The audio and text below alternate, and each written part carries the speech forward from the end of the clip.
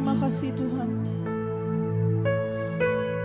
Biarlah firman-Mu pada pagi siang hari ini akan menyatakan kesalahan kami. Bahkan akan membuka mata dan telinga kami atas kasih-Mu yang begitu besar di dalam kehidupan kami Tuhan.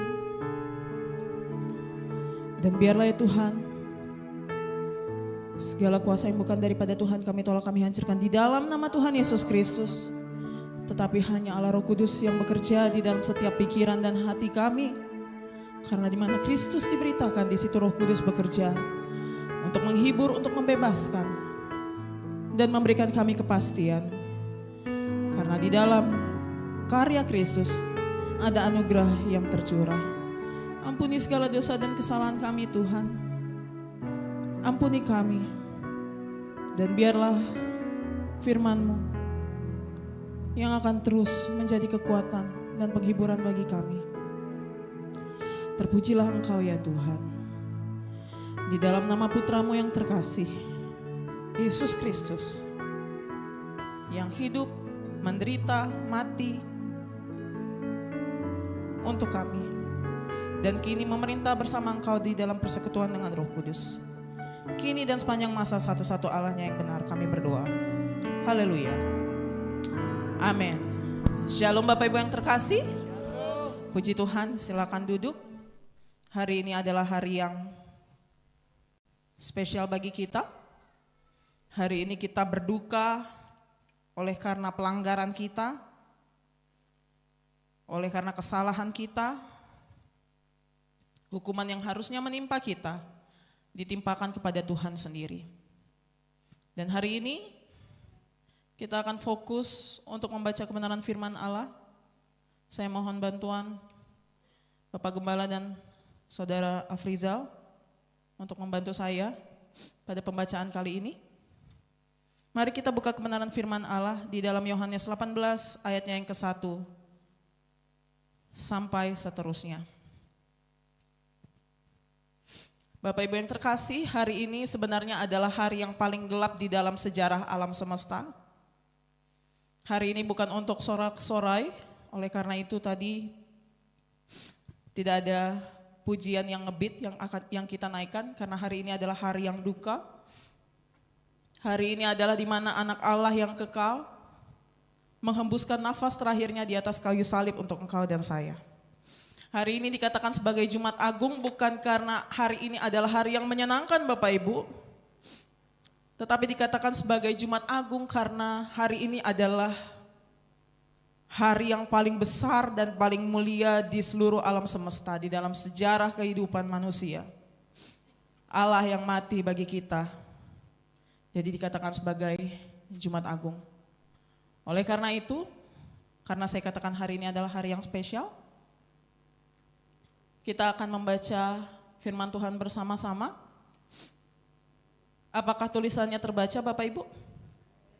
Terbaca? Ya. Hari ini saya akan membagi kita menjadi 3 kelompok. Kita akan membaca kematian Tuhan, kisah penyaliban Tuhan kita, Yesus Kristus, yang terambil di dalam Yohanes 18 dan sampai Yohanes 19. Saya akan membagikan, yang putih itu adalah narator, dan saya minta Bapak Ibu membaca yang warna biru. Yang warna apa Bapak Ibu? Yang warna biru. Jadi pikiran dan fokus yang penuh. Saya tidak akan memutarkan film kepada Bapak Ibu.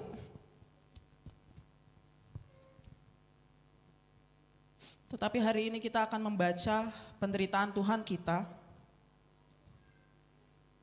Jemaat Tuhan yang melakonkan pendosa yang ada di dalam pembacaan kitab Yohanes. Dapat dipahami? Bapak Ibu akan dibantu oleh Afrizal, ya, dan tolong saya dibantu untuk narasinya. Oke, jadi yang biru-biru Bapak Ibu yang baca, yang merah saya yang baca. Dapat dipahami? Terima kasih. Fokus yang penuh, supaya Bapak Ibu tahu alur penderitaan Tuhan kita. Inilah Injil Kristus. Inilah kisah penyaliban Tuhan kita menurut Injil Yohanes. Setelah Yesus mengatakan semuanya itu, keluarlah ia dari situ bersama-sama dengan murid-muridnya dan mereka pergi ke seberang sungai Kidron. Di situ ada suatu taman dan ia masuk ke taman itu bersama-sama dengan murid-muridnya. Yudas yang mengkhianati Yesus tahu juga tempat itu, karena Yesus sering berkumpul di situ dengan murid-muridnya. Maka datanglah Yudas juga ke situ dengan sepasukan prajurit dan penjaga-penjaga bait Allah yang disuruh oleh imam-imam kepala dan orang-orang Farisi, lengkap dengan lentera, suluh, dan senjata. Maka Yesus yang tahu semua yang akan menimpa dirinya, maju ke depan dan berkata kepada mereka, "Siapakah yang kamu cari?" Jawab mereka, Yesus. katanya kepada mereka, "Akulah dia."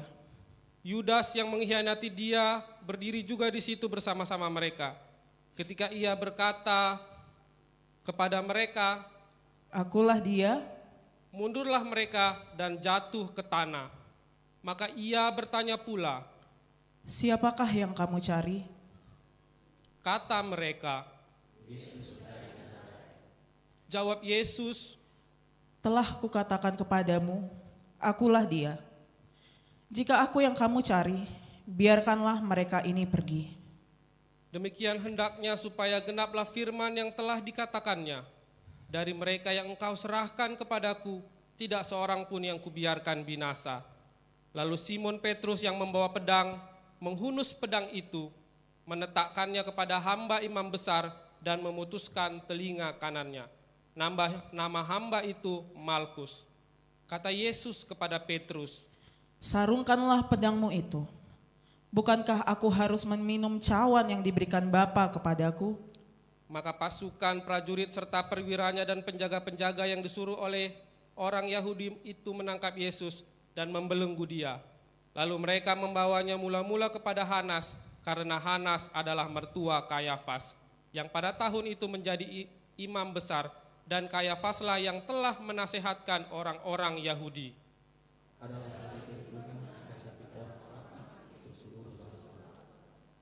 Simon Petrus dan seorang murid lain mengikuti Yesus. Murid itu mengenal imam besar dan ia masuk bersama-sama dengan Yesus ke halaman istana imam besar. Tetapi Petrus tinggal di luar dekat pintu. Maka murid lain tadi yang mengenal imam besar kembali keluar, bercakap-cakap dengan perempuan penjaga pintu, lalu membawa Petrus masuk. Maka kata hamba perempuan penjaga pintu kepada Petrus, jawab Petrus, sementara itu hamba-hamba dan penjaga-penjaga bait Allah telah memasang api arang, sebab hawa dingin waktu itu, dan mereka berdiri berdiam di situ. Juga Petrus berdiri berdiam bersama-sama dengan mereka. Maka mulailah imam besar menanyai Yesus tentang murid-muridnya dan tentang ajarannya. Jawab Yesus kepadanya, "Aku berbicara terus terang kepada dunia. Aku selalu mengajar di rumah-rumah ibadat dan di bait Allah, tempat semua orang Yahudi berkumpul. Aku tidak pernah berbicara sembunyi-sembunyi. Mengapakah engkau menanyai aku? Tanyailah mereka yang telah mendengar apa yang kukatakan kepada mereka. Sungguh mereka tahu apa yang telah kukatakan." Ketika ia mengatakan hal itu, seorang penjaga yang berdiri di situ menampar mukanya sambil berkata, Begitulah jawabmu kepada imam besar. jawab Yesus kepadanya, "Jikalau kataku itu salah, tunjukkanlah salahnya. Tetapi jikalau kataku itu benar, mengapakah engkau menampar aku?" Maka Hanas mengirim dia terbelenggu kepada Kayafas, imam besar itu. Simon Petrus masih berdiri berdiam. Kata orang-orang di situ kepadanya, Bukankah engkau juga seorang muridnya? ia menyangkalnya, katanya. Bukan. Kata seorang hamba imam besar, seorang keluarga dari hamba yang telinganya dipotong Petrus. Bukankah engkau kulihat di taman itu bersama-sama dengan dia? Maka Petrus menyangkalnya pula, dan ketika itu berkokoklah ayam. Maka mereka membawa Yesus dari Kayafas ke gedung pengadilan. Ketika itu hari masih pagi, mereka sendiri tidak masuk ke gedung pengadilan itu, supaya jangan menajiskan diri, sebab mereka hendak makan Paskah. Sebab itu Pilatus keluar mendapatkan mereka dan berkata, apakah tuduhan kamu terhadap orang ini? jawab mereka kepadanya, Jikalau ia bukan seorang penjahat, kami tidak menyerahkannya kepada-Mu. kata Pilatus kepada mereka. Ambillah dia dan hakimilah dia menurut hukum Taurat. Kata orang-orang Yahudi itu, Kami tidak diperbolehkan membunuh seseorang. demikian hendaknya supaya genaplah firman Yesus yang dikatakannya untuk menyatakan bagaimana caranya ia akan mati. Maka kembalilah Pilatus ke dalam gedung pengadilan, lalu memanggil Yesus dan bertanya kepadanya. Engkau inikah raja orang Yahudi? Jawab Yesus, Apakah engkau katakan hal itu dari hatimu sendiri? Atau adakah orang lain yang mengatakannya kepadamu tentang aku? kata Pilatus, Apakah aku seorang Yahudi? Bangsamu sendiri dan imam-imam kepala yang telah menyerahkan engkau kepadaku. Apakah yang engkau telah berbuat? jawab Yesus, Kerajaanku bukan dari dunia ini. Jika kerajaanku dari dunia ini, pasti hamba-hambaku telah melawan, supaya aku jangan diserahkan kepada orang Yahudi. Akan tetapi kerajaanku bukan dari sini. maka kata Pilatus kepadanya. Jadi engkau adalah raja? Jawab Yesus, Engkau mengatakan bahwa aku adalah raja. Untuk itulah aku lahir dan untuk itulah aku datang ke dalam dunia ini, supaya aku memberi kesaksian tentang kebenaran. Setiap orang yang berasal dari kebenaran mendengarkan suaraku. kata Pilatus kepadanya. Apakah kebenaran itu? Sesudah mengatakan demikian, keluarlah Pilatus lagi mendapatkan orang-orang Yahudi dan berkata kepada mereka, Aku tidak mendapati kesalahan apapun padanya. Tetapi pada kamu ada kebiasaan bahwa pada Paskah aku membebaskan seorang bagimu. Maukah kamu supaya aku membebaskan raja orang Yahudi bagimu? mereka berteriak pula, Jangan dia, melainkan Barabas. Barabas adalah seorang penyamun. Lalu Pilatus mengambil Yesus dan menyuruh orang menyesah dia. Prajurit-prajurit menganyam sebuah mahkota duri dan menaruhnya di atas kepalanya. Mereka memakaikan dia jubah ungu dan sambil maju ke depan mereka berkata, Salam hai raja orang Yahudi. lalu mereka menampar mukanya. Pilatus keluar lagi dan berkata kepada mereka, Lihatlah bahwa aku membawa dia keluar kepada kamu, supaya kamu tahu bahwa aku tidak mendapati kesalahan apapun padanya. lalu Yesus keluar bermahkota duri dan berjubah ungu. Maka kata Pilatus kepada mereka, Lihatlah manusia itu. ketika imam-imam kepala dan penjaga-penjaga itu melihat dia, berteriaklah mereka. Salibkan dia, salibkan dia. Kata Pilatus kepada mereka, Ambil dia dan salibkan dia, sebab aku tidak mendapati kesalahan apapun padanya. jawab orang-orang Yahudi itu kepadanya, Kami mempunyai hukum dan menurut hukum itu ia harus mati, sebab ia menganggap dirinya sebagai anak Allah. ketika Pilatus mendengar perkataan itu, bertambah takutlah ia. Lalu ia masuk pula ke dalam gedung pengadilan dan berkata kepada Yesus. Dari manakah asalmu? Tetapi Yesus tidak memberi jawab kepadanya. Maka kata Pilatus kepadanya, Tidakkah engkau mau bicara dengan aku? Tidakkah engkau tahu bahwa aku berkuasa untuk membebaskan engkau dan berkuasa juga untuk menyalibkan engkau? Yesus menjawab, Engkau tidak mempunyai kuasa apapun terhadap aku, jikalau kuasa itu tidak diberikan kepadamu dari atas. Sebab itu, dia yang menyerahkan aku kepadamu lebih besar dosanya. Sejak itu Pilatus berusaha untuk membebaskan dia, tetapi orang-orang Yahudi berteriak, Jikalau engkau membebaskan dia, engkau bukanlah sahabat Kaisar. Setiap orang yang menganggap dirinya sebagai raja, ia melawan Kaisar. Ketika Pilatus mendengar perkataan itu, ia menyuruh membawa Yesus keluar dan ia duduk di kursi pengadilan.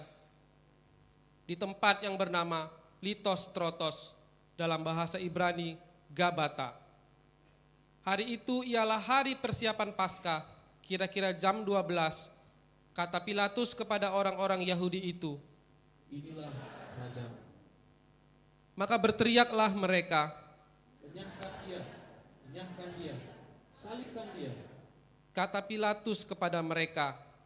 Haruskah aku menyalibkan rajamu? Jawab imam-imam kepala. Kami tidak mempunyai raja selain daripada kaisar. Akhirnya Pilatus menyerahkan Yesus kepada mereka untuk disalibkan. Mereka menerima Yesus. Sambil memikul salibnya, ia pergi keluar ke tempat yang bernama Tengkorak, dalam bahasa Ibrani Golgota. Dan di situ ia disalibkan mereka dan bersama-sama dengan dia disalibkan juga dua orang lain, sebelah menyebelah, Yesus di tengah-tengah. Dan Pilatus menyuruh memasang juga tulisan di atas kayu salib itu, bunyinya, Yesus orang Nazaret, Raja orang Yahudi. Banyak orang Yahudi yang membaca tulisan itu, sebab di mana Yesus disalibkan, letaknya dekat kota, dan kata-kata itu tertulis dalam bahasa Ibrani, bahasa Latin, dan bahasa Yunani. Maka kata imam-imam kepala orang Yahudi kepada Pilatus, Jangan kau menulis raja orang Yahudi, tetapi bahwa ia mengatakan, aku adalah raja orang Yahudi. jawab Pilatus. Apa yang kutulis tetap tertulis. Sesudah prajurit-prajurit itu menyalibkan Yesus, mereka mengambil pakaiannya lalu membaginya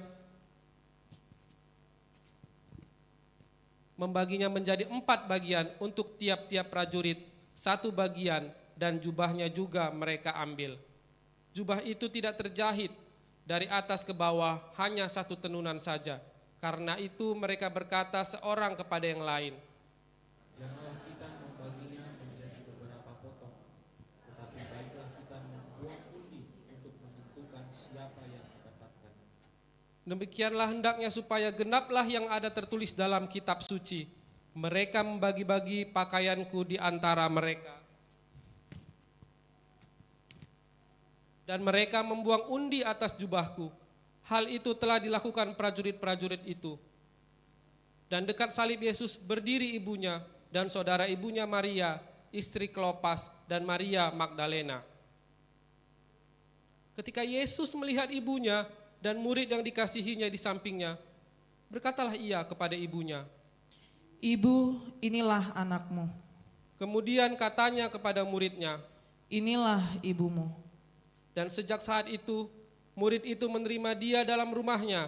Sesudah itu, karena Yesus tahu bahwa segala sesuatu telah selesai, berkatalah ia supaya genaplah yang ada tertulis dalam kitab suci. Aku haus. Di situ ada suatu bekas penuh anggur asam. Maka mereka mencucukkan bunga karang yang telah dicelupkan dalam anggur asam pada sebatang hisop, lalu mengunjukkannya ke mulut Yesus. Sesudah Yesus meminum anggur asam itu, berkatalah ia, Sudah selesai. lalu ia menundukkan kepalanya dan menyerahkan nyawanya. Karena hari itu hari persiapan dan supaya pada hari Sabat mayat-mayat itu tidak tinggal tergantung pada kayu salib, sebab Sabat itu adalah hari yang besar.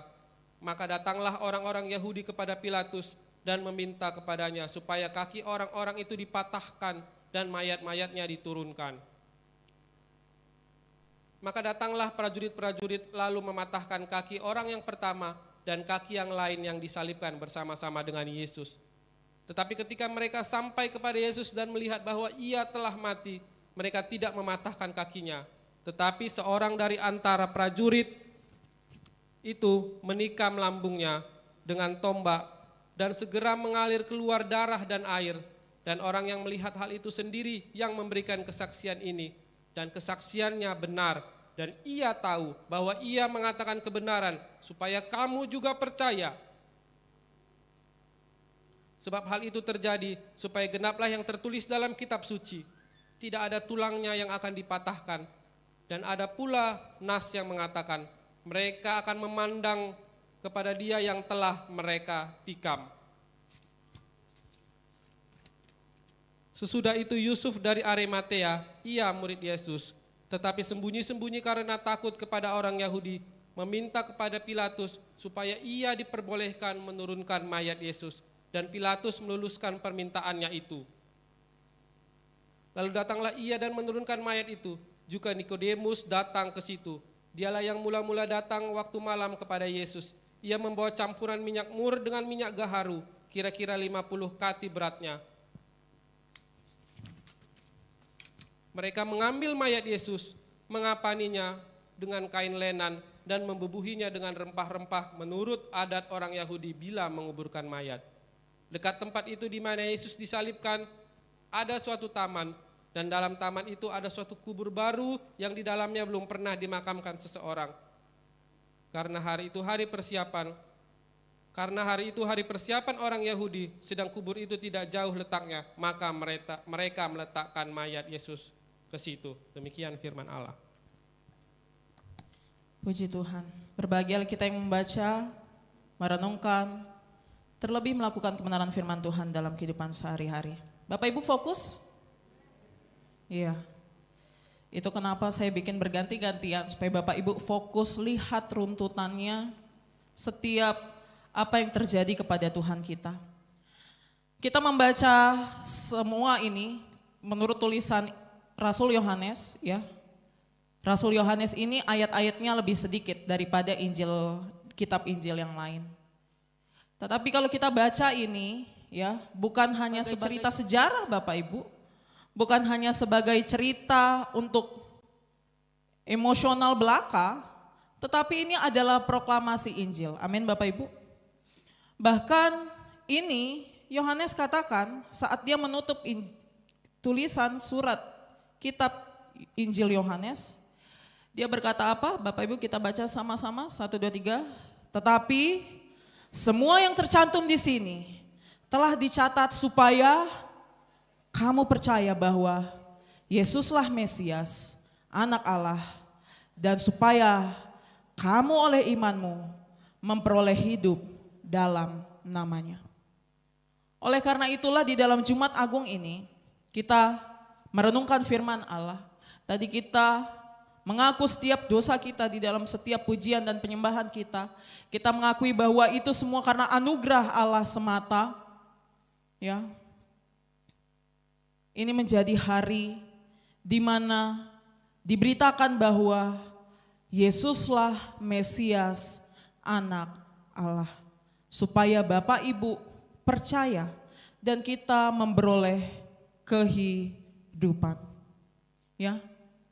Ini yang terjadi Bapak Ibu. Bapak Ibu tahu Tuhan kita tergantung selama berapa jam di atas kayu salib? Bapak Ibu tahu dia tergantung selama berapa jam di atas kayu salib? Selama 6 jam. Ya, selama 6 jam dia masih hidup. Di jam 3 sore dia menyerahkan nyawanya kepada Bapaknya. Dari jam 9 pagi sampai jam 3 sore dia menderita untuk kita. Dan ini adalah penggenapan Nabi Yesaya yang menuliskan, tetapi dia tertikam oleh karena pemberontakan kita. Dia diremukkan oleh karena kejahatan kita. Ganjaran yang mendatangkan keselamatan bagi kita ditimpakan kepadanya dan oleh bilur-bilurnya kita menjadi sembuh. Oleh karena itu saya minta tadi Bapak Ibu menempatkan diri Bapak Ibu sebagai pendosa-pendosa yang ada di situ, pengkhianat. Karena itu semua yang kita lakukan kepada Tuhan. Dia tertikam oleh karena pemberontakan kita.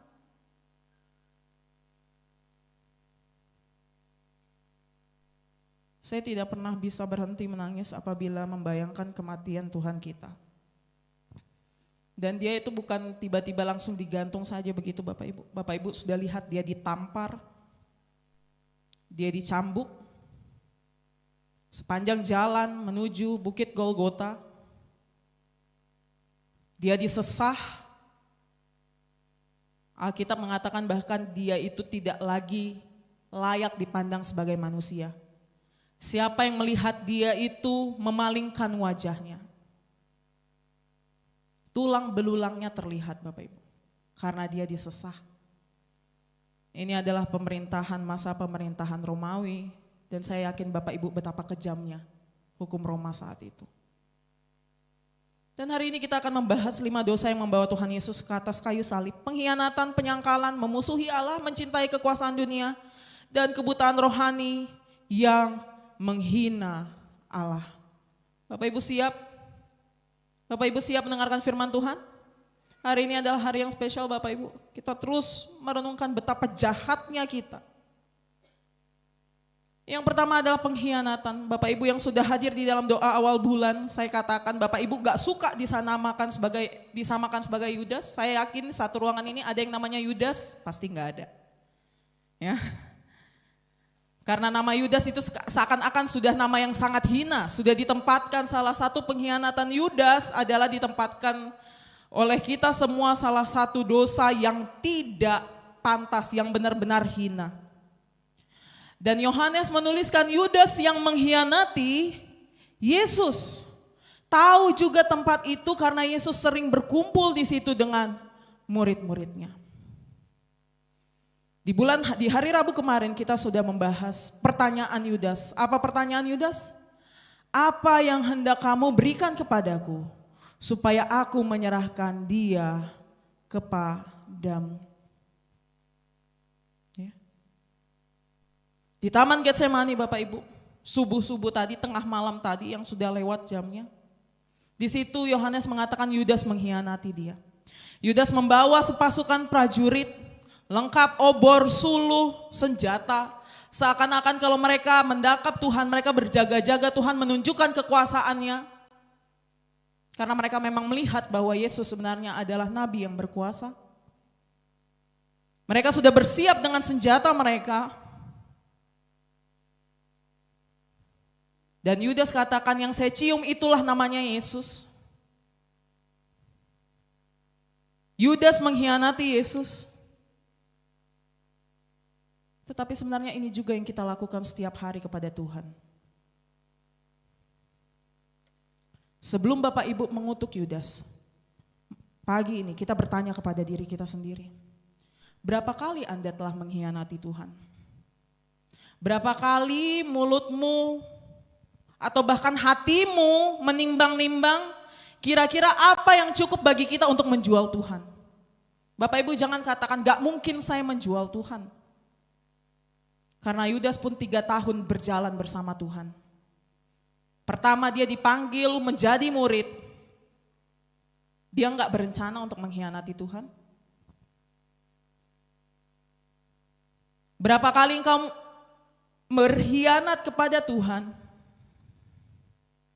Karena setiap hari pun kita berkhianat kepada Tuhan. Kita mengkhianati Yesus demi kenyamanan kita. Kita mengkhianati Yesus demi kita gak mau repot. Kita mengkhianati Yesus demi uang, demi jabatan.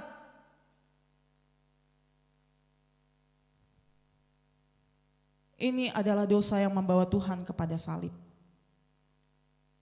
Engkau dan saya berlaku khianat kepada Tuhan.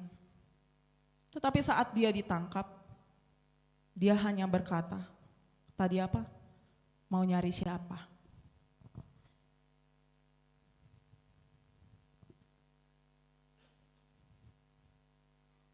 Engkau selalu berkhianat kepada Tuhan.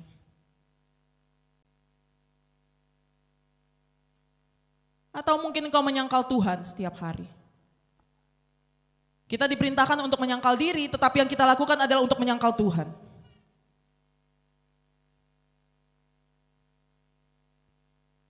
Saat Petrus ditanya, bukankah engkau juga muridnya? Petrus berkata apa? Bukan. Bahkan di dalam kitab Injil Sinoptik, Petrus sampai memaki dan bersumpah bahwa dia bukan murid Yesus.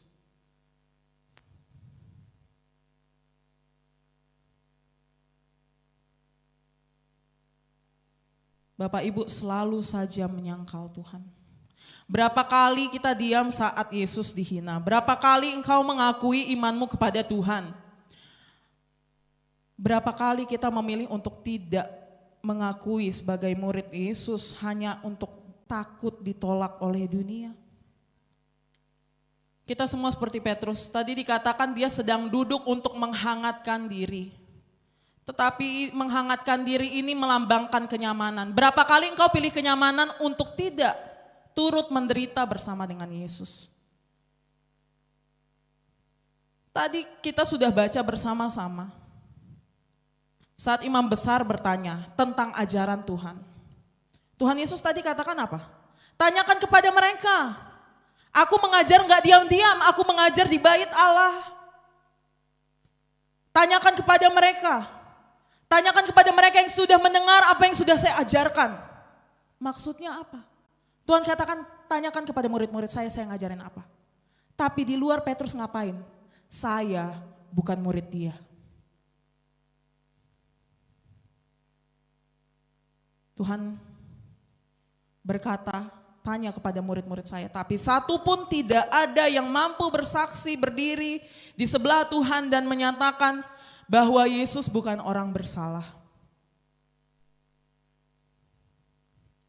Bapak Ibu yang terkasih, iblis selalu menyerang iman kita. Dan saat ini Petrus sedang diserang. Bapak Ibu tahu orang yang pertama mengakui Tuhan sebagai anak Allah itu siapa? Petrus. Dia orang pertama, dia pengaku pertama, engkaulah Mesias anak Allah yang hidup. Kemudian seorang perempuan hanya bertanya, bukankah engkau juga muridnya? Dia berkata bukan. Saya bisa membayangkan saat itu iblis benar-benar mengejek. Karena Yesus pernah berkata, engkau adalah Petrus dan di atas batu karang ini aku akan membangun, aku akan mendirikan jemaatku, gerejaku. Dan apa? Alam maut tidak akan menguasainya. Tetapi saat Petrus berkata bukan, betapa diejeknya dia habis-habisan. Hah, gereja apa ini yang nanti mau berdiri?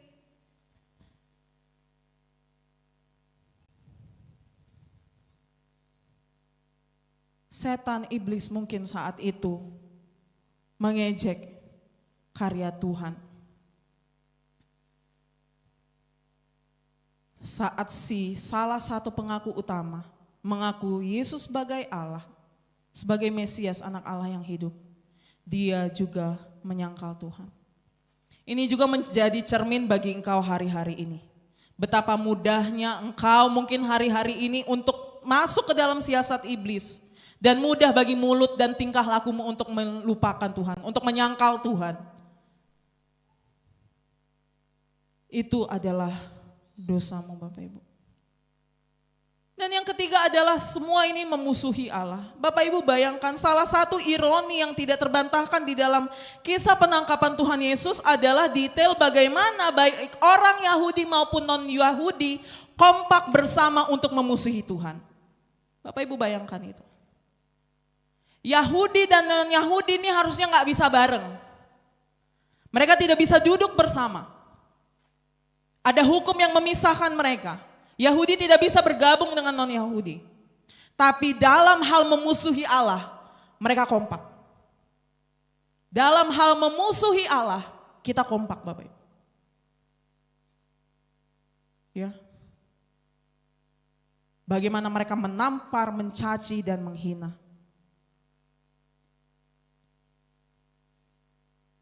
Mereka berusaha untuk membuat kesaksian-kesaksian palsu.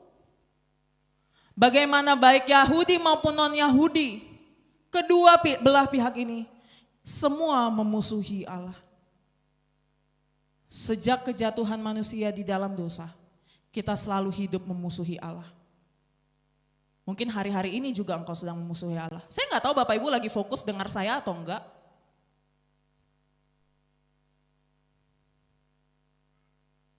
Tetapi engkau selalu punya kecenderungan untuk memusuhi Allah. Saya minta Bapak Ibu fokus. Bapak Ibu hanya 2-3 jam di sini. Tuhan Yesus di atas kayu salib 6 jam.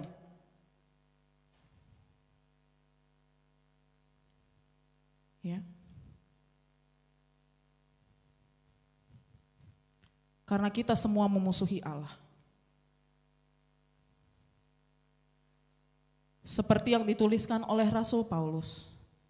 Kita baca bersama-sama, 1, 2, 3. Jadi bagaimana? Adakah kita mempunyai kelebihan daripada orang lain? Kali tidak. Sebab di atas telah kita tuduh, baik orang Yahudi maupun orang Yunani, bahwa mereka semua ada di bawah kuasa dosa. Seperti ada tertulis, tidak ada yang benar, seorang pun tidak. Tidak ada seorang pun yang berakal budi. Tidak ada seorang pun yang mencari Allah. Semua orang telah menyeleweng. Mereka semua tidak berguna. Tidak ada yang berbuat baik, seorang pun tidak. Kerongkongan mereka seperti kubur yang ternganga. Lidah mereka merayu-rayu. Bibir mereka mengandung bisa. Mulut mereka penuh dengan sumpah serapah. Kaki mereka cepat untuk menumpahkan darah. Keruntuhan dan kebinasaan mereka tinggalkan di jalan mereka. Dan jalan damai tidak mereka kenal. Rasa takut kepada Allah tidak ada pada orang itu. Inilah realita kita. Semua kita, baik Yahudi maupun non-Yahudi, tua, muda, besar, kecil, laki-laki, perempuan, semua kita hidup memusuhi Allah. Ya. Mereka melempar Tuhan ke sana dan kemari hanya untuk mencari kesalahan. Mereka sebel, tamparin. Mereka sebel, gebukin, kirim lagi. Yesus terus disidang. Engkau semua di sini hidup memusuhi Allah, Bapak Ibu. Dan gara-gara itulah dia naik ke atas kayu salib. Atau mungkin kau hari-hari ini cinta akan kekuasaan dunia. Pilatus berkata sendiri, aku tidak mendapati kesalahan apapun padanya. Tapi saat dia berusaha untuk membebaskan Yesus, kemudian orang banyak katakan apa? Kalau kamu bebaskan dia, kamu bukan sahabat kaisar. Susah tuh, kalau udah kalimat itu. Ya sudah, saya cuci tangan, kalian salibkan dia. Betapa takutnya Pilatus saat dia dikatakan, saat dia dituduh, kalau engkau membebaskan Yesus, engkau berarti bukan sahabat kaisar. Ya. Pilatus tanya, apakah engkau raja orang Yahudi? Tuhan katakan, engkau sendiri yang mengatakannya. Tuhan katakan, kerajaanku bukan dari dunia ini. Kalau kerajaanku dari dunia ini, pasti engkau akan dilawan. Dan Tuhan katakan dia menjadi raja. Dia memberikan kesaksian tentang kebenaran. Terus Bapak Ibu perhatikan tadi kalau Bapak Ibu fokus. Pilatus tanya, apa kebenaran itu? Tapi dia enggak lanjut dengar apa perkataan Tuhan, dia langsung pergi. Seperti dalam keadaan hati yang sinis. Emang apa kebenaran? Apakah memang ada kebenaran di dunia ini? Padahal di depannya sang pribadi yang berkata, akulah jalan dan kebenaran dan hidup. Berapa kali kita seperti Pilatus yang kita tahu sebenarnya apa yang benar, tetapi kita menjual kebenaran itu. Kita cuci tangan dan kita membiarkan kebenaran itu tertindas. Kita membiarkan Injil itu tertindas. Berapa kali engkau melakukan dosa seperti Pilatus? Engkau tahu apa yang benar, tapi engkau tidak melakukannya. Karena apa? Engkau mencintai dunia ini. Ya tahu sih, benar sih harus begini, tapi kita butuh duit, bos. Kebenaran gak bikin saya kenyang, bos, mungkin Bapak Ibu katakan. Tahu sih, benar sih, tapi nantilah 5 tahun lagi saya bertobat.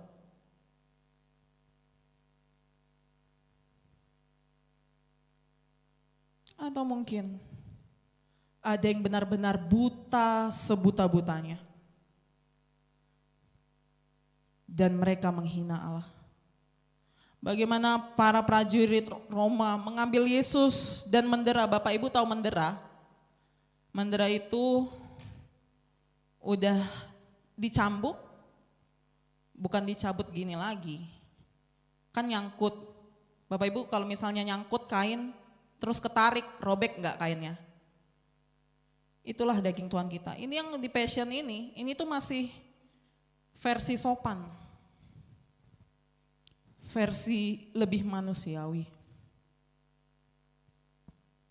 Jadi cambukannya ada 3 begini, dan masing-masing anak-anak ini bergerigi lagi, dan bergerigi lagi.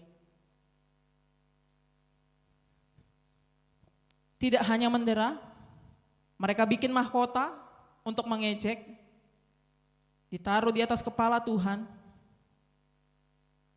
Mereka kasih jubah ungu. Mereka seakan-akan mau bikin Tuhan cosplay sebagai seorang raja. Dan mereka mengejek, menampar, menyiksa. Dan semua mereka ini kompak. Bukan hanya orang Romawi. Saat Pilatus menunjukkan Yesus, tadi dikatakan lihat manusia ini. Orang-orang Yahudi yang hari Minggu kemarin berteriak Hosana, diberkatilah dia yang datang dalam nama Tuhan. Hari Jumat berteriak salibkan dia. Setiap kali kita berlaku dosa, itu juga menjadi suara yang sama seperti saat itu, untuk meneriakkan salibkan dia. Tetapi Bapak Ibu, di tengah kelemahan ini, di tengah segala hal yang berlaku, yang terjadi kepada Tuhan kita Yesus Kristus, ya, yang tadinya nih satu kota meneriakkan nama Tuhan, gini satu kota mengejek dan buta. Semua benar-benar memusuhi Allah. Tetapi Bapak Ibu, sudah berminggu-minggu kita membahas bahwa Yesus adalah Raja, bukan dengan baju jubah yang ungu yang mereka ledeki kepada Tuhan. Dia bukan memakai mahkota yang gilang gemilang, tetapi dia adalah Raja yang memerintah bukan dengan pedang, tetapi dia memerintah dengan darahnya sendiri. Bahwa sesungguhnya salib inilah yang menjadi tahta anak Allah. Bagaimana kemuliaan Yesus tersembunyi di balik penderitaan Yesus. Bagaimana Yohanes mengatakan salib adalah Yesus ditinggikan. Kemuliaan Tuhan dinyatakan di atas kayu salib. Dan kita akan melihat kembali bagaimana anak Allah itu bersinar terang di atas proses penderitaan Tuhan. Kitab Yohanes ini unik Bapak Ibu. Beberapa minggu yang lalu saya sudah mengungkit bahwa Tuhan adalah Allah manusia. Di saat dia di kayu salib, saat dia di Taman Getsemani, dia merasakan ketakutan yang luar biasa. Dia katakan, hatiku sangat sedih seperti mau mati rasanya. Dan saat dia berdoa kepada Bapaknya, bila boleh lalukanlah cawan ini, tetapi bukan kehendakku melainkan kehendakmu. Di situ kita melihat sisi kemanusiaannya. Tetapi di dalam pembacaan Yohanes sedang menunjukkan bahwa dia tetap anak Allah. Kemuliaan Allah tetap terpancar walaupun tersembunyi di balik penderitaan. Lihat saat tadi kita baca bersama-sama, ini yang tadi kita bacakan, Tuhan Yesus Tanya, siapakah yang kamu cari? Mereka jawab, Yesus dari Nazaret. Tuhan katakan, akulah dia. Saat Yesus mengatakan, akulah dia, satu rombongan ini mundur dan terjatuh ke tanah.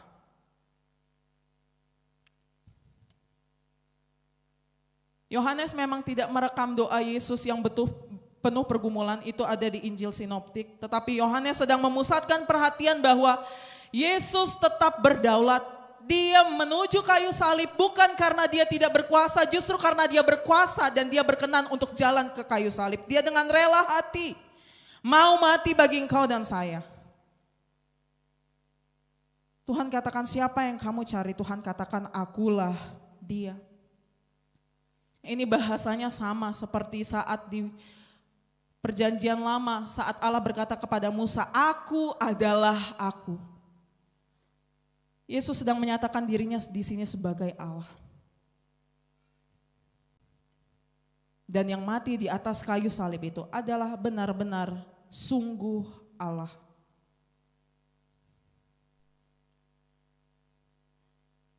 Dia dengan rela hati. Allah yang dengan rela hati menyerahkan nyawanya untuk kita semua ini yang berkhianat, yang menjual Yesus, yang menyangkal Yesus. Kita yang mencintai dunia ini, ada Allah yang rela hati memberikan dirinya sendiri. Bukan karena dia nggak bisa membela diri, tetapi dia dengan rela hati memberikan nyawanya sendiri. Bahkan, mari kita baca sama-sama. Kalau Bapak Ibu tanya, kenapa ya Yesus kan manusia, berliter-liter darahnya habis. Dari tengah malam sampai jam 3 sore dia penuh dengan penderitaan. Kok belum mati-mati ya? Kok enggak kekurangan darah ya? HB-nya pasti itu udah HB0 mungkin, tapi kok dia masih hidup? Ya, coba kita lihat, kita baca. 1, 2, 3. Bapa mengasihi aku, oleh karena aku memberikan nyawaku untuk menerimanya kembali. Tidak seorang pun mengambilnya daripadaku, melainkan aku memberikannya menurut kehendakku sendiri. Aku berkuasa memberikannya dan berkuasa mengambilnya kembali. Inilah tugas yang kuterima dari Bapakku. Jadi Bapak Ibu, ini adalah sungguh Allah yang menderita bagi engkau. Dia ditangkap oleh orang-orang jahat, bukan karena orang-orang jahatnya itu lebih hebat daripada dia. Tetapi karena dia mau tunduk kepada tugas yang diberikan kepada Bapa, bahwa dia datang untuk mati. Bahwa saliblah tahta kemuliaannya. Bahwa dia ditahbiskan sebagai raja. Satu-satunya raja yang berdaulat di alam semesta ini adalah justru di atas kayu salib, Bapak Ibu. Ya.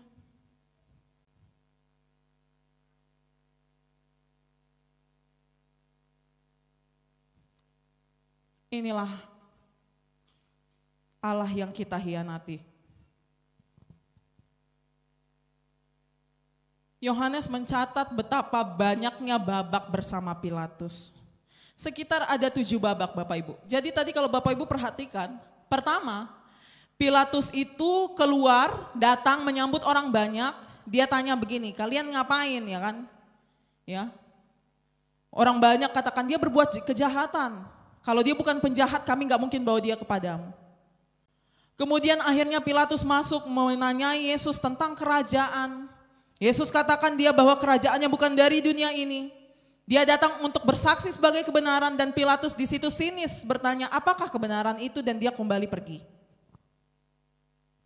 Kemudian waktu di babak ketiga Pilatus keluar, dia menawarkan untuk melepaskan Yesus, tetapi orang banyak ini minta Barabas yang keluar. Minta Barabas yang adalah penyamun untuk dibebaskan daripada Yesus. Dan di babak keempat akhirnya Yesus didera, dimahkotai duri, dijubahi ungu, diejek. Babak kelima Pilatus kasih tahu, inilah, lihatlah manusia ini. Dan semua orang banyak katakan salibkan dia. Pilatus katakan lagi, kamu dari mana asalnya? Tetapi Yesus hanya diam.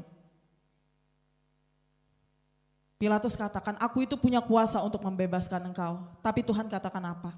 Kamu tidak punya kuasa untuk membebaskan aku. Karena apa?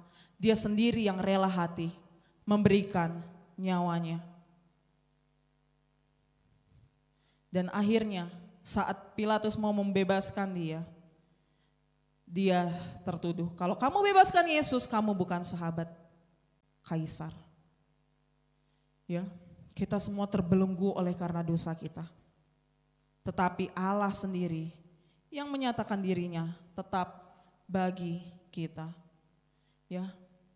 Dan di atas kayu saliblah Bapak Ibu yang terkasih. Anak Allah, anak manusia, Bapak Ibu perhatikan itu. Dia di atas kayu salib, sungguh Allah, sungguh manusia. Saat dia lahir, sungguh Allah, sungguh manusia. Dan saat dia mati, sungguh Allah dan sungguh manusia. Ya. Ini semua baik sekali bagi kita untuk kita merenungkan apa yang Kristus lakukan bagi kita. Kita renungkan pukulan yang dia terima, kita renungkan ejekan yang diterimanya. Kita renungkan cambukan yang merobek tubuhnya, kita renungkan ludah yang mengenai wajahnya, kita renungkan paku yang menembus tangan dan kakinya. Dan di atas salib tempat dia tergantung. Itu semua terjadi. Dan Bapak Ibu tahu, di atas kayu salib dia memikirkan apa? Dia memikirkan engkau. Walau ini terjadi ribuan tahun yang lalu, di dalam kemahatauannya sebagai Allah, dia memikirkan engkau nama, lepas nama, lepas nama, lepas nama. Sepanjang 6 jam itu, manusia sepanjang segala zaman. Karena dia adalah Allah. Apa yang dia pikirkan?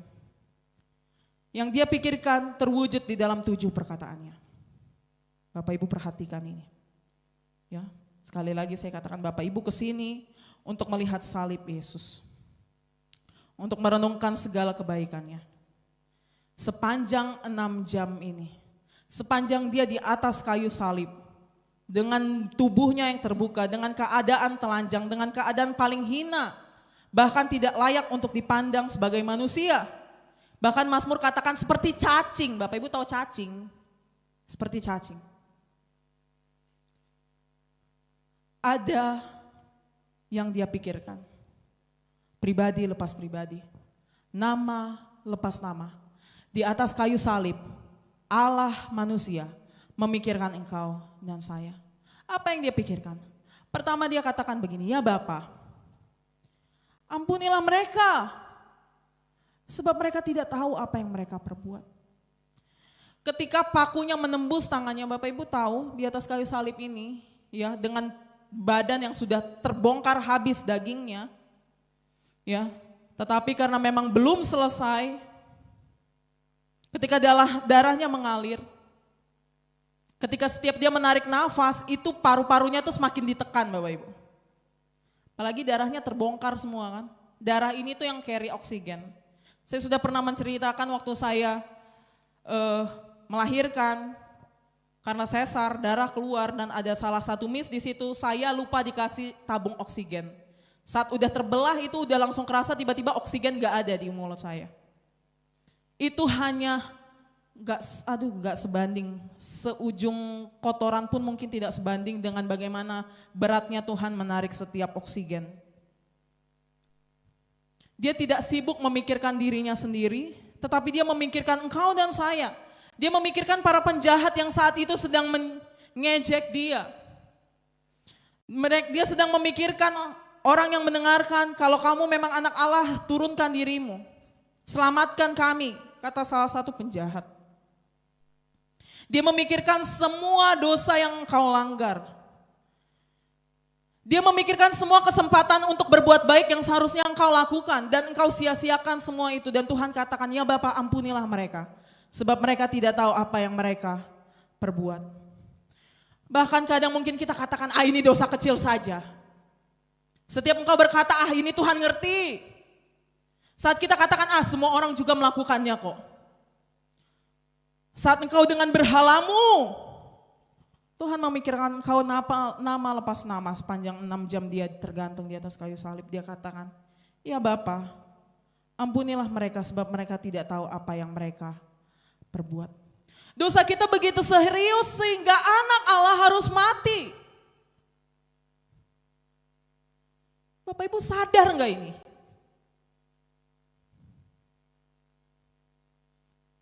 Bapak Ibu sadar enggak Bapak Ibu kesini untuk ngapain?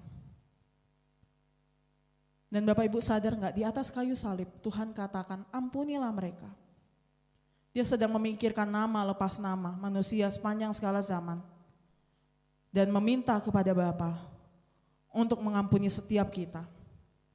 Karena setiap kita adalah musuh Allah. Dan Yesus sebagai korban sembelihan, dia katanya Bapa, ampunilah mereka. Sebagai imam dan sekaligus sebagai domba penebus salah.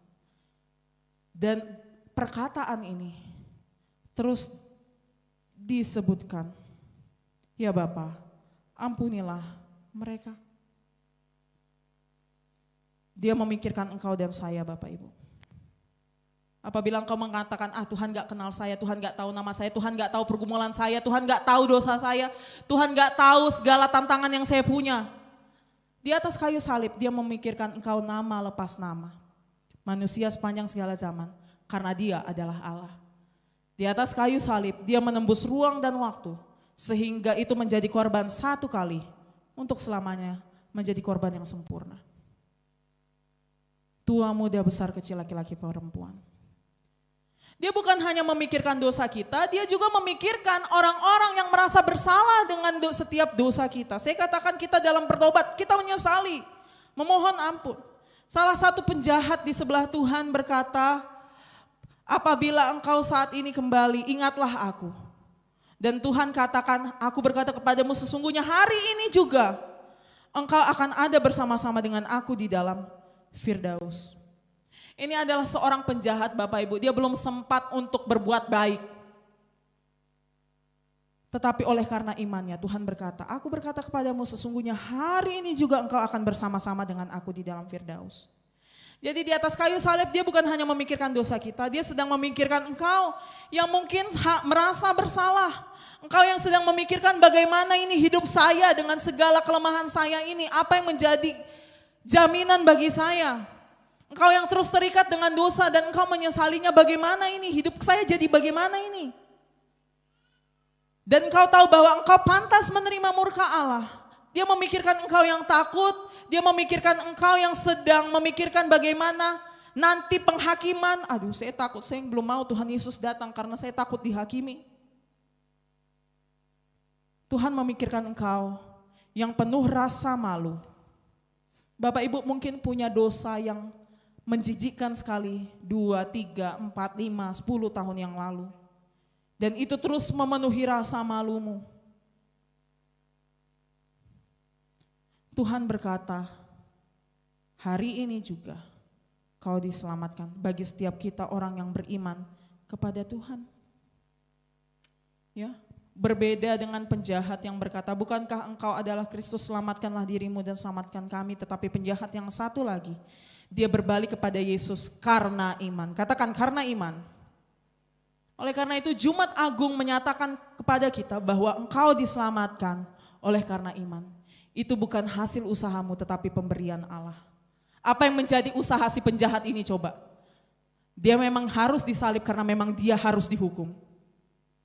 Dia belum sempat untuk berbuat baik, tetapi Tuhan katakan, hari ini juga engkau akan bersama-sama dengan aku di dalam Firdaus. Jumat Agung mengingatkan bahwa ini semuanya hanya karena kasih karunia Allah. Sekarang, saat ini juga, bukan nanti, ya. Nanti ya kau dicuci-cuci dulu lah. Ya tunggulah hidupmu cukup baik. Bagaimana? Sudah di ujung kehidupan si penjahat ini. Hari ini tidak ada keselamatan yang tertunda bagi engkau yang beriman kepada Tuhan. Tidak ada keselamatan yang tertunda bagi engkau yang menerima anugerah Tuhan. Penjahat itu bertobat hari itu dan hari itu juga. Ya. Sebelum matahari terbenam, dia sudah bersama-sama dengan Tuhan Yesus di dalam Firdaus. Sola Gracia, hanya karena anugerah. Kita semua penjahat Tetapi kita diselamatkan karena anugerah saja. Setiap kita orang-orang yang beriman.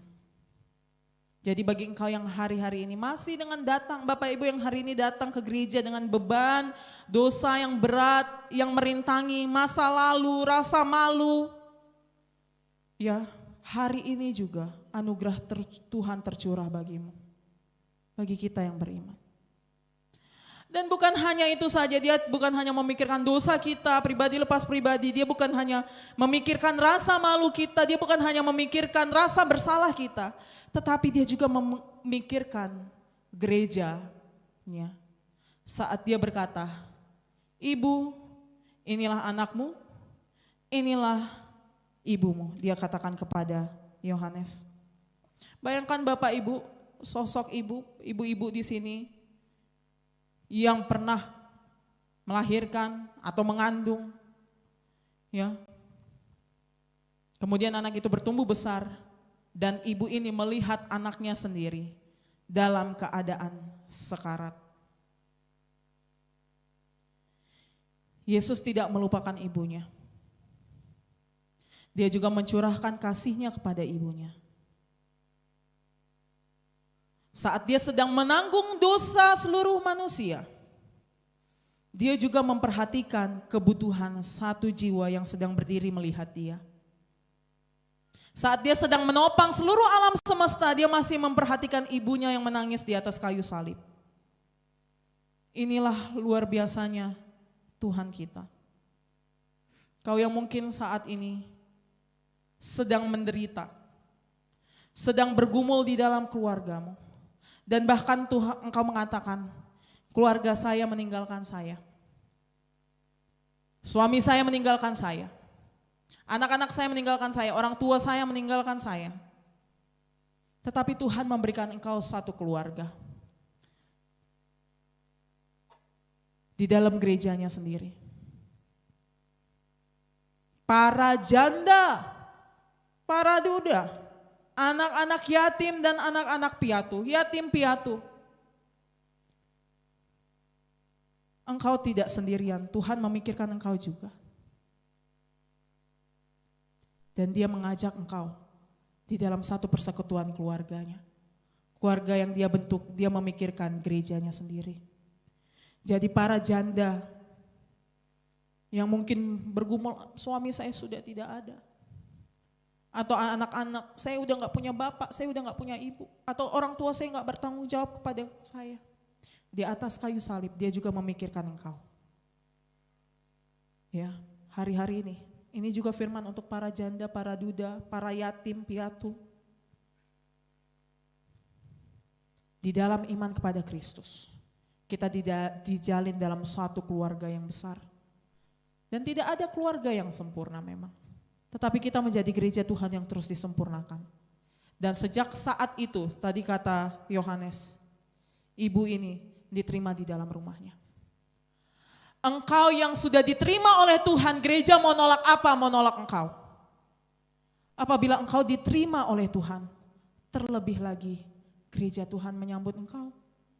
Itulah tugas gereja untuk kita saling memperhatikan. Sebagai saudara seiman, di atas kayu salib, di tengah dunia yang rusak, di atas kayu salib dia sedang menciptakan ulang kembali. Menciptakan ulang hati yang sedih, hati yang hancur, hati yang ditinggalkan. Dan dia memberikan gerejanya.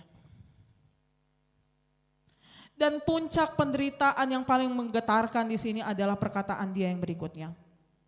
Allahku, Allahku, mengapa engkau meninggalkan aku? Disinilah misteri penebusan kita. Dia yang tidak mengenal dosa telah dibuatnya menjadi dosa karena kita, supaya di dalam dia kita dibenarkan oleh Allah. Bapak Ibu yang terkasih, di atas kayu salib, dia yang tidak mengenal dosa telah dibuatnya menjadi berdosa. Dia sedang menanggung dosa satu peradaban dari ujung sampai ujung. Dari manusia pertama sampai manusia terakhir. Ya. Dan Bapa memalingkan wajahnya dari anaknya sendiri. Supaya apa? Supaya engkau yang seharusnya Tuhan tinggalkan, yang seharusnya Tuhan memalingkan wajahnya, hari-hari ini saat engkau berdoa, Tuhan menjawab. Yesus di atas kayu salib berseru kepada Bapaknya, Bapa tidak menjawab, surga tidak menjawab. Supaya kita saat ini saat berseru kepada Tuhan, Tuhan menjawab. Ya. Betapa luar biasanya Tuhan. Dosa sepanjang segala zaman ditanggung di dalam beberapa jam di atas kayu salib. Ya. Yesus ditinggalkan oleh Bapaknya supaya kita tidak ditolak oleh Allah sendiri. Dia memikirkan engkau dan memikirkan saya. Disinilah benar-benar terpancar penderitaannya. Dan kemudian ditunjukkanlah kelemahannya, ya, natur manusianya. Dia katakan apa berikutnya? Aku haus. Bapak Ibu, dia juga memikirkan engkau perkara makan dan minummu. Perkara kebutuhan kita. Saya sedih sekali saat Tuhan katakan, pernah Tuhan mengatakan barang siapa haus datang kepada aku, dia akan dipuaskan. Tetapi di atas kayu salib dia katakan aku haus. Saya mungkin bisa membayangkan malaikat tuh sudah menyiapkan minum. Saya mungkin bisa membayangkan awan-awan yang ada embun airnya itu bisa saja masuk ke dalam mulutnya. Saya bisa bayangkan sungai-sungai itu bisa langsung naik masuk ke dalam mulutnya. Tetapi Bapa katakan tidak. Dan dia hanya diberikan, ya, dicucuki hanya untuk membasahi mulut. Dia katakan engkau yang lapar, engkau yang haus datang kepada aku, engkau akan dipuaskan. Di atas kayu salib dia katakan aku haus. Di sini dia memancarkan natur manusianya. Sama seperti kita, dia merasakan sakit. Engkau yang hari ini saat sakit saat ini, dia merasakan sakit. Engkau yang saat ini merasakan haus, lapar, kelemahan seperti kita. Kita adalah manusia, kita lapar, haus, sakit. Dan dia merasakan itu semua. Dia mengambil rupa manusia dan merendahkan dirinya. Pencipta alam semesta. Bisa saja malaikat langsung kasih dia minum dari cawan terbaik. Bisa saja sungai-sungai memberikan mata air yang terbaik. Bisa saja awan langsung menurunkan hujan supaya mulutnya itu basah. Tetapi dia hanya diberikan bagian anggur asam hanya untuk membasahi bibirnya. Dia memikirkan engkau dan saya, keterbatasanmu dan keterbatasan saya Bapak Ibu. Dan akhirnya dia katakan, sudah selesai. Ya. Dia memikirkan semua kelemahan kita. Dia katakan tetelestai, sudah selesai. Dosamu sudah dibayar dengan lunas. Hukuman yang seharusnya jatuh kepadamu tidak lagi engkau tanggung. Kematian yang seharusnya menjadi bagian kita, dia yang menanggungnya. Dia katakan, sudah selesai, sempurna anugerah Tuhan. Bukan dengan karena kekuatan dan kegagahan kita, tetapi karena kasih-Nya. Dia selesaikan di atas kayu salib. Dan kini kita hidup di dalam sukacita, kita mengerjakan firman, karena semua sudah diselesaikan Tuhan di atas kayu salib. Segala kelemahanmu, kelaparan, kehausan, kesakitanmu, dosa-dosamu, rasa malumu, rasa sakitmu, semua sudah selesai ditanggung Tuhan di atas kayu salib. Makanya Dok 4 selalu mengatakan salib adalah kekuatan kita, Injil adalah kekuatan yang menyelamatkan. Kepada semua kita. Dan akhirnya dia sendiri yang menyerahkan nyawanya. Kita nggak bisa menentukan kapan nyawa kita lepas. Tapi dia menyerahkan nyawanya yang adalah Tuhan. Ya Bapa, ke dalam tangan-Mu kuserahkan nyawaku. Saat sudah selesai, sudah dia bayar lunas semua. Dia sudah memikirkan semua kita. di dalam keilahiannya yang sempurna, di dalam kemahatauannya yang sempurna, dia menyerahkan nyawanya. Dia memikirkan kita yang mungkin hari-hari ini takut untuk mati. Dia tak memberitahu bahwa setiap kita yang percaya kepada Kristus, hidup kita, nyawa kita aman tersembunyi di dalam Allah. Kalaupun kita harus mati hari ini, kita tahu tempat kita ada di mana. Tuhan katakan, ke dalam tanganmu kuserahkan nyawaku. Inilah Allah yang kita sembah. Disinilah kita kenang kematiannya. Ya. Di dalam khotbah saya hari ini, tidak ada tawa dan candaan. Karena hari ini kita justru berduka. Kita berduka karena harusnya kita yang mengalami ini semua. Tetapi di atas penderitaannya pun dia tidak memikirkan dirinya sendiri, dia memikirkan engkau. Dosa-dosamu, pergumulanmu hari-hari ini Tuhan pikirkan di atas kayu salib. Bagaimana bisa? Itu padahal cuma berapa jam? Karena dia Allah. Dia memikirkan nama lepas nama. Dan kira-kira perkataan pertama adalah untuk pengampunanmu bagi kita yang berdosa. Ampunilah mereka sebab mereka tidak tahu apa yang mereka perbuat. Perkataan kedua, mencerminkan keselamatan yang seharusnya tidak layak kita miliki. Perkataan ketiga, mencerminkan kasih Allah bagi gerejanya di dalam setiap pergumulanmu. Perkataan yang keempat adalah penderitaan yang terdalam yang ditanggung demi kita.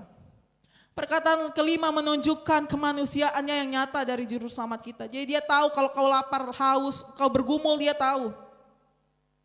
Supaya dia menjadi imam yang sempurna.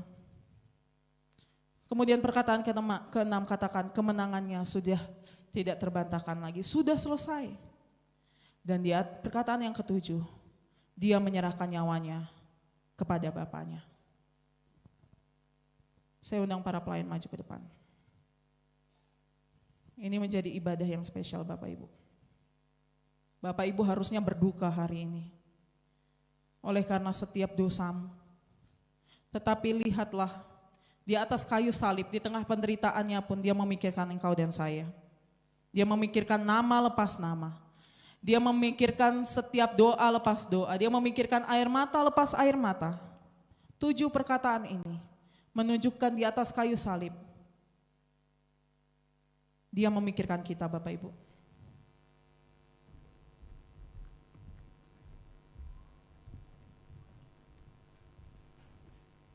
Bertobat Bapak Ibu. Bertobat. Akui setiap dosamu di hadapan Tuhan. Bahkan sepanjang pemberitaan firman tadi pun saya nggak tahu Bapak Ibu fokus atau ikut berduka bersama-sama dengan saya atau tidak. Akui itu dosamu di hadapan Tuhan. Dan tahulah bahwa Tuhan memikirkan engkau Bapak Ibu. Kita yang seharusnya dihukum. Tetapi Kristus yang dihukum. Kita yang seharusnya dicecar. Semua karena penyangkalan kita, pengkhianatan kita, kecintaan kita akan dunia ini. Semua yang dilakukan oleh orang-orang yang tadi Pilatus, orang Yahudi maupun orang Roma. Pribadi lepas pribadi.